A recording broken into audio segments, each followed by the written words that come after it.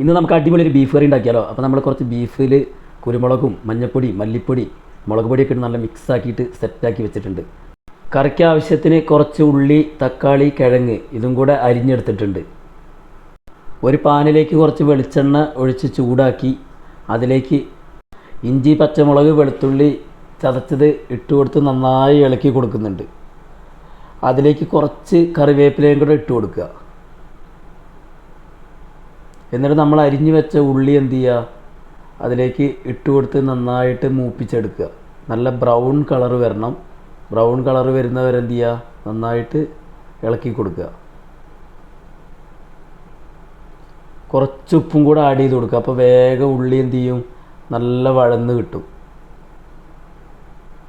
ഇപ്പോൾ ഏകദേശം നല്ല ബ്രൗൺ കളറായിട്ടുണ്ട്. അതിലേക്ക് നമ്മൾ അരിഞ്ഞു വെച്ച തക്കാളി എന്ത് ചെയ്യുക, ആഡ് ചെയ്ത് കൊടുക്കുക. ഇനി അരിഞ്ഞു വെച്ച കിഴങ്ങും കൂടെ നമുക്ക് എന്ത് ചെയ്യുക, അതിലേക്ക് ചേർത്ത് കൊടുക്കുക. നന്നായി ഇളക്കി കൊടുക്കുക. ഇനി നമുക്ക് മസാലയൊക്കെ തേച്ച് റെസ്റ്റിന് വെച്ച ബീഫ് എന്ത് ചെയ്യുക, ചേർത്ത് കൊടുക്കുക. ബീഫ് ചേർത്തിട്ട് നന്നായിട്ടൊന്ന് ഇളക്കുക.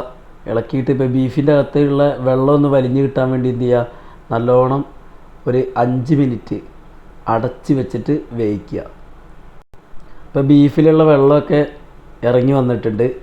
ഇനി നമുക്ക് ആവശ്യത്തിന് വേകാനുള്ള കുറച്ച് നല്ല ചൂടുവെള്ളം എന്ത് ചെയ്യുക, ഒഴിച്ചു കൊടുത്തിട്ട് നല്ലോണം അടച്ച് വെച്ചിട്ട് വേവിക്കുക. ബീഫായതുകൊണ്ട് അത്യാവശ്യം നല്ല വേവുണ്ട്. അപ്പോൾ നല്ലോണം എന്ത് ചെയ്യുക, ചൂടുവെള്ളം തന്നെ ഒഴിച്ചു കൊടുത്തിട്ട് എന്ത് ചെയ്യുക, വേവിക്കാൻ നോക്കുക. എന്നിട്ട് ഇതിലേക്ക് കുറച്ച് മീറ്റ് മസാല കൂടെ ചേർത്ത് കൊടുക്കുക. മീറ്റ് മസാല കൂടെ ചേർത്ത് കൊടുത്താൽ നല്ല മണം ഇങ്ങോട്ട് വരുള്ളൂ. അടിപൊളി മണം അങ്ങനെ വരും. ഇനി അടച്ച് വെച്ച് വേവിക്കുക. ഇപ്പോൾ ബീഫ് അത്യാവശ്യം വെന്ത് വന്നിട്ടുണ്ട്. അതിലേക്ക് നമ്മൾ എന്ത് ചെയ്യുക, കുറച്ച് കറിവേപ്പിലയും മല്ലിച്ചപ്പും കൂടെ ഇട്ട് കൊടുക്കുക. ഒന്നും കൂടെ അടച്ച് വെക്കുക. നല്ലോണം വെന്ത് വരട്ടെ.